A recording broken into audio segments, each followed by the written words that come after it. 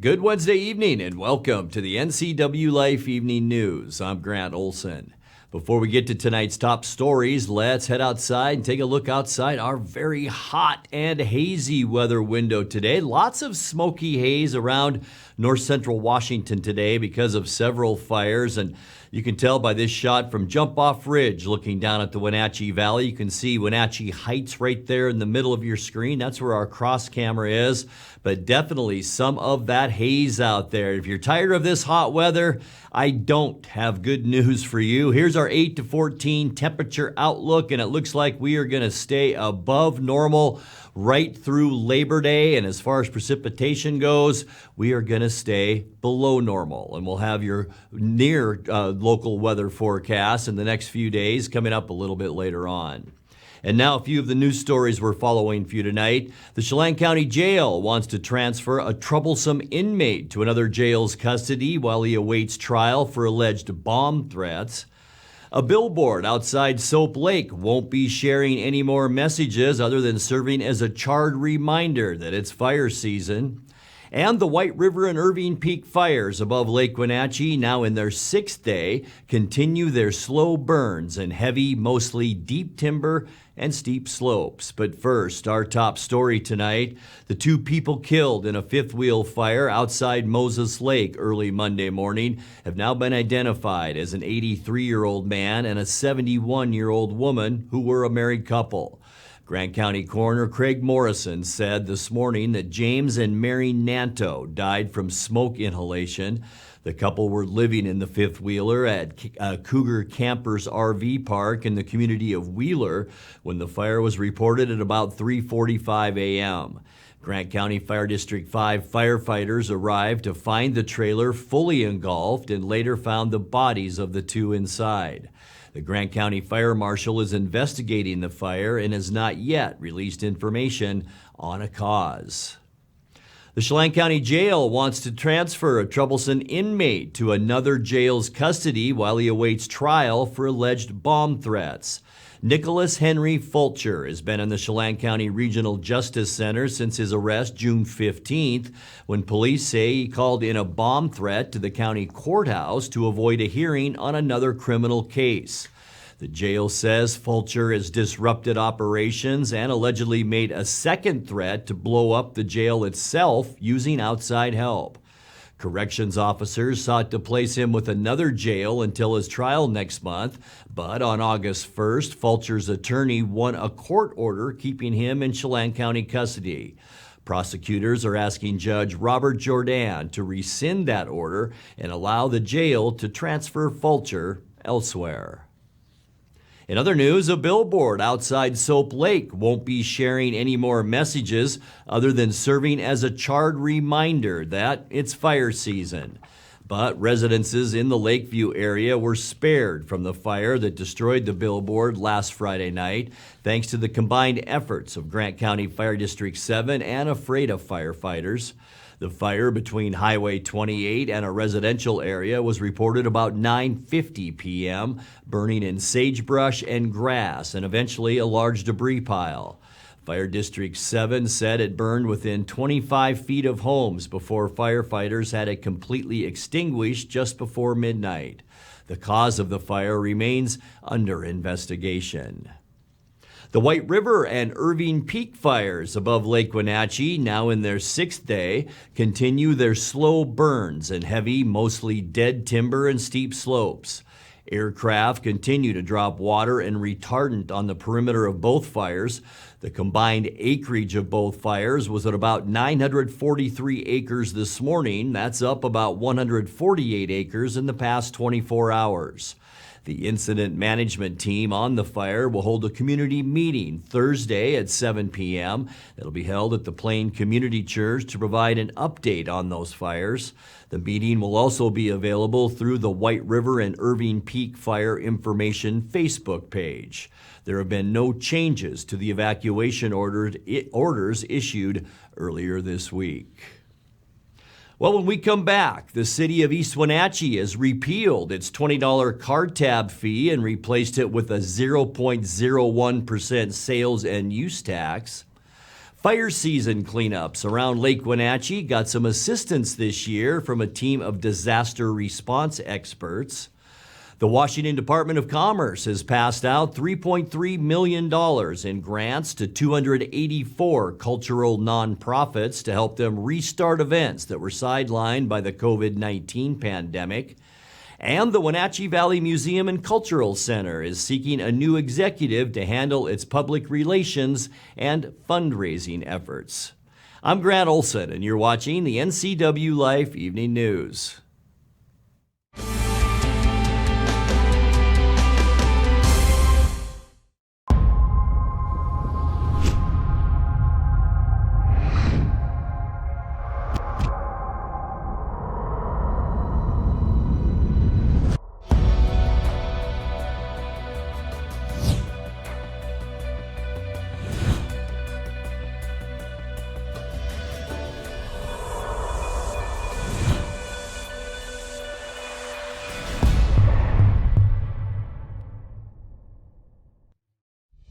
Introducing Alpine Airman. Because every home needs a superhero to eliminate poor indoor air quality, send inefficient operating equipment packing, and cut high energy bills down to size. For heating or cooling and equipment replacement, turn to the experts and the superheroes at Carrier and Alpine Air. We offer the best deals on high-efficiency Carrier products, along with friendly, knowledgeable service and incredible savings to fit your budget.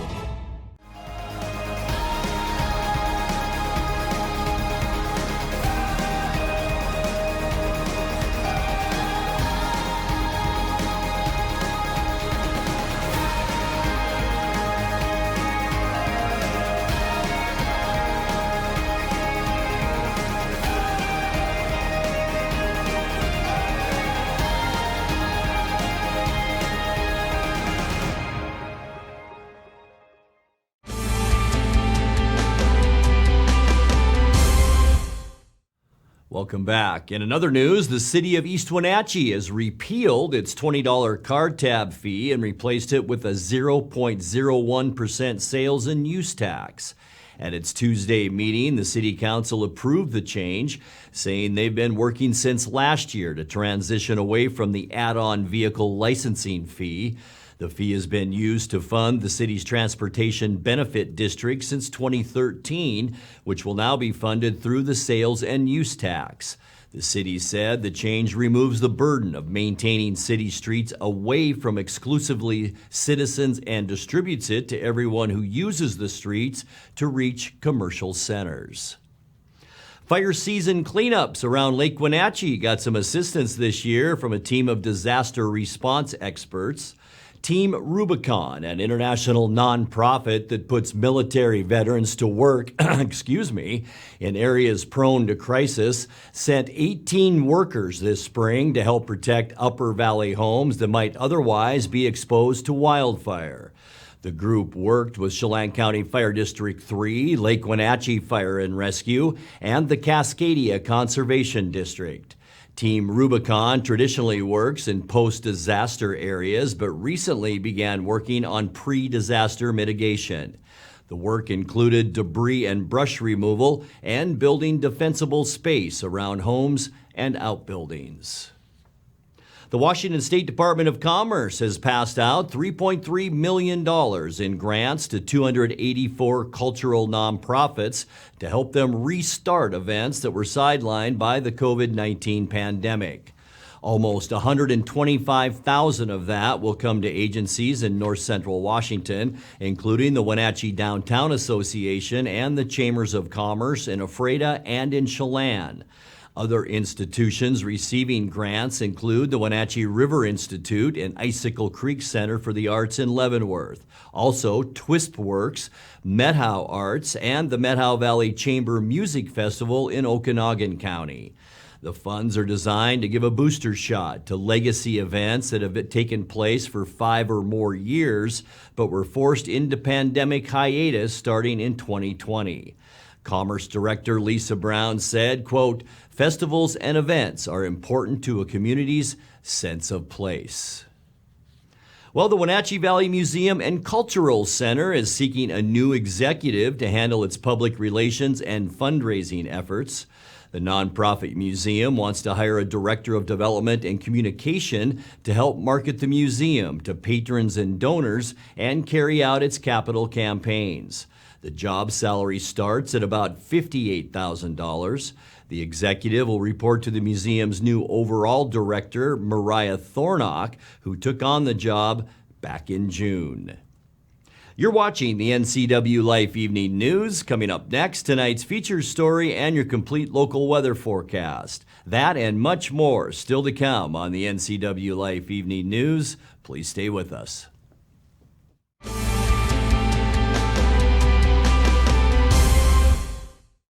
I'm John Volan, and I'm running for judge here in Chelan County.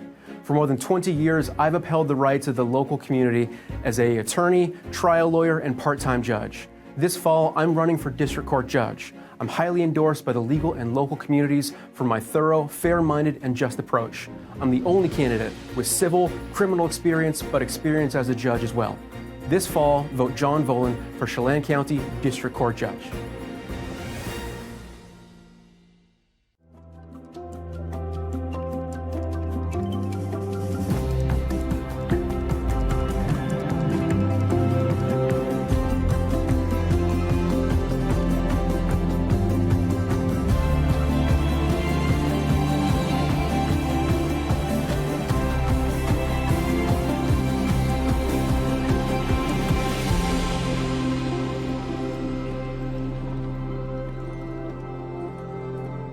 I'm John Divis from Wenatchee Dental Arts, and I like to think myself as a comprehensive dentist. We are an office that treats people comprehensively for their dental problems. We do a lot of general dentistry in a broad sense. We don't send everything out. Things that we have the ability to do in the office, we like to keep in the office and under one roof and keep things as complication-free as possible. You can come to one place and have all their dental needs taken care of.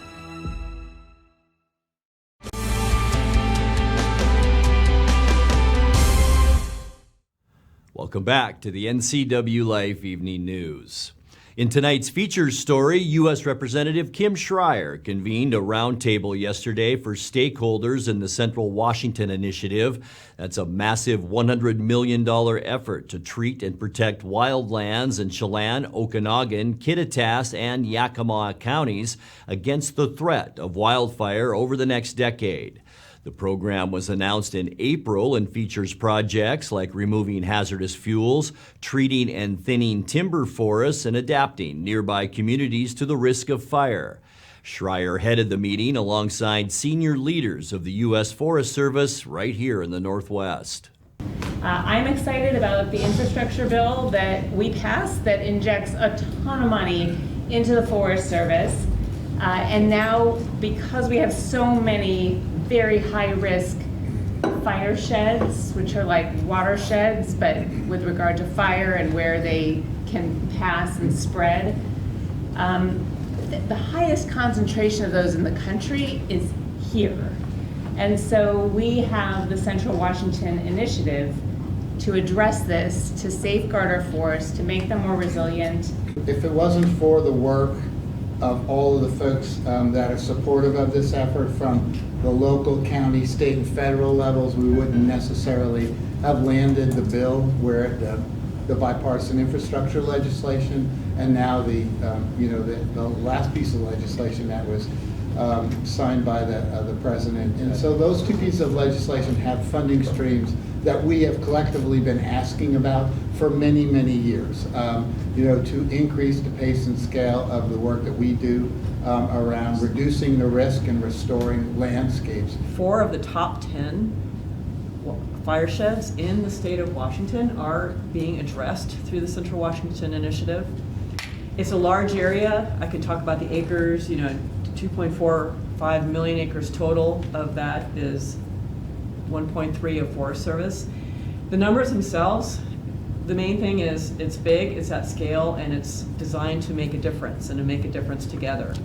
And we're starting our work by taking on and implementing those projects that we've already kind of been talking about and are in the works. But we have a whole additional conversation that we'll be starting about where we go into the future, because this is an effort over time. You know, the investment we are getting is over a number of years, which is really helpful. I mean, that makes it a difference because it takes time to lay the groundwork with collaboration, with environmental compliance activities, but also the contracting, and then also just getting the material out of the woods.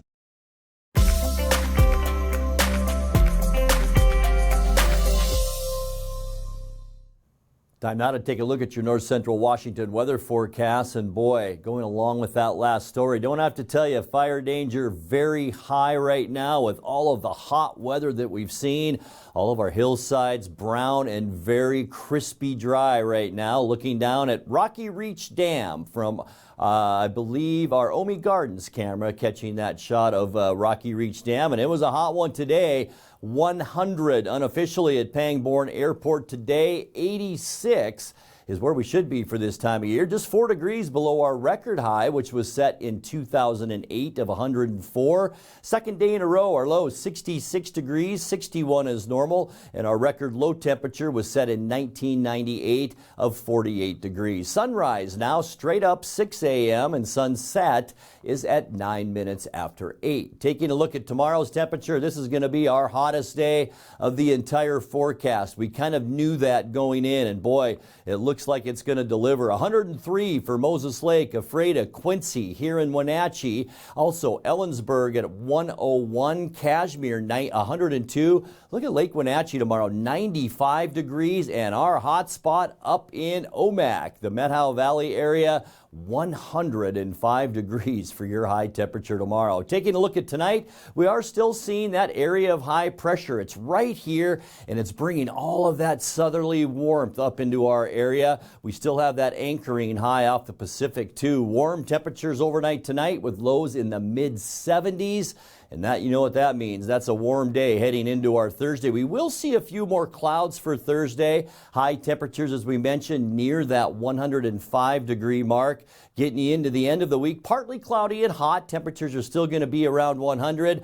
Weather Service not talking much about thunderstorms, but this weather model is showing some thunderstorms late Friday right along the Cascades and over into our area. So we're going to keep our eye on that for Friday. And then back to the sunshine as we get you into the weekend. Slightly cooler though. Mid-90s are going to feel pretty darn nice for Saturday, and even a little cooler as we get you into the end of the weekend on Sunday. I should say a little warmer rather, mid to upper 90s, but we'll still be under the influence of a little cooler northwesterly flow instead of that very warm southerly flow. Monday, mostly sunny, slightly cooler then with high temperatures in the low 90s. Might see a little bit of breezy conditions on Monday afternoon. And then as we head into the end of our forecast on Tuesday, a much better scenario as well setting up. I think we'll cool down, not so much Tuesday, but after that, sunshine on Tuesday with high temperatures then in the mid-90s. Let's take a look now at that 7-day forecast. 74 overnight tonight, 103, 1 degree shy of our record, which is 104 tomorrow. We're going to keep our eye on that. 99 for Friday, 96 on Saturday, 97 with mostly sunny skies on Sunday.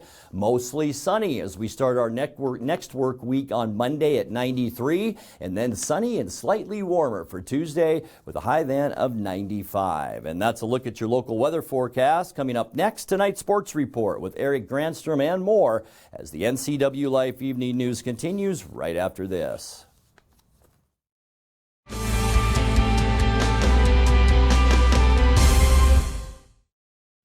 At Click It RV, we're overstocked on inventory and need to make room for brand new models on our lot. Between our 4 locations in Spokane, Tri-Cities, Moses Lake, and Milton Freewater, we have hundreds of travel trailers, fifth wheels, and RVs that have to go. With low payments, 0 down, and no payments for 90 days, you'll want to hurry in today while the best floor plans are still available. Come check out the Overstock Liquidation Sale, going on now at Click It RV. We got things coming our way that we've never faced before. Under the current conditions, the storm's going to continue to get stronger and stronger. Now's not the time to take a step back. Now's not the time to be soft. Now's the time to drive us in the right direction to protect our communities. The team that surrounds myself is the team to take you into the future.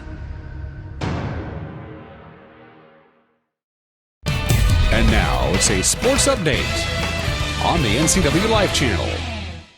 And a happy Wednesday to you. The Mariners scored 8 unanswered runs over the final 3 innings to come from behind to beat the Angels last night 8-2. Jose Suarez was perfect through 5 1/3 as LA built an early 2-0 lead. Mariners bats finally came alive in the 6th with 3 runs. They added another 5 in the 9th for the win. Oh, driven out to left field. Winker going back on it. Luis Rengifo. He leaves the yard. Solo shot for Geefy, 1-0 Halos. That Carlin Bathe on the call on that, going Geefy for the home run blast. Back-to-back nights. And driven for a base hit. Fletcher is going to score easily. Geefy is on fire. 2-0 Angels. Hit the other way, there we go! Frazier scores. Rolling around Haggerty. Julio will get the stop sign. Ty France doing Ty France things. Going opposite field, scores 2, ties it at 2. Couple RBI. He's got 59 now. Been a fantastic inning for the Mariners after Suarez retired the first 16 men that he faced. We heard it.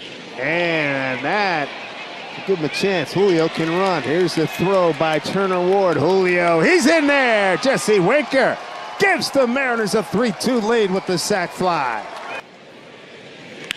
Hit it hard down the line. That is a fair ball. Everybody runs. Gino's going to score. Casale showed some good speed. He's going to score. Digging for 3 and getting there with a dive.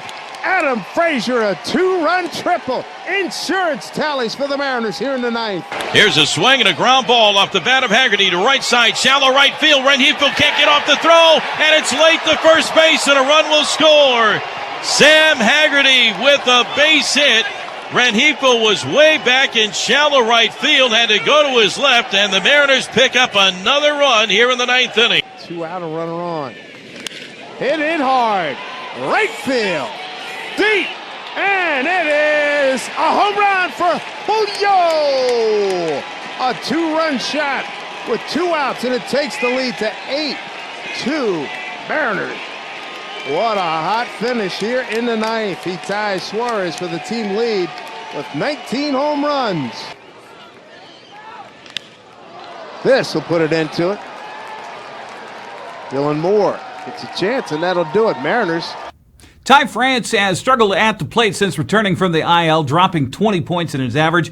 Manager Scott Service was happy to see him slap a 2-run single the opposite way last night and knows it's only a matter of time. When hitters start, they struggle. They're not getting hits. I mean, Ty's hit some balls hard, just haven't fallen in. Right away, you start looking at your mechanics, and as long as Ty swings at the right pitches and just continues to compete, I think in that moment, the bases are loaded, you forget about your mechanics. I just got to compete. I got to have a good at-bat here, figure out a way to get this run in, and he did more than that. He drove in a couple, so good for him. It hasn't been easy for him lately, but when you forget about everything else, all your mechanics, just play baseball, and that's what he did. Offensively, to not get a hit through 5 innings, and you turn up and you look at the end of the night, we got 8 runs up there. A credit to our guys hanging in there. I thought Suarez was really good early on, but I think a ton of the credit needs to go to Robbie Ray tonight. I thought coming out of the chute, he gave up this solo home run the first, kind of had his back against the wall with the bases loaded in the 3rd inning, and getting the double play in the 3rd inning was huge. The biggest outs of the game for me, to keeping the game right there at 2-0, and after that, settled down and threw the ball really well. Again, 10 strikeouts.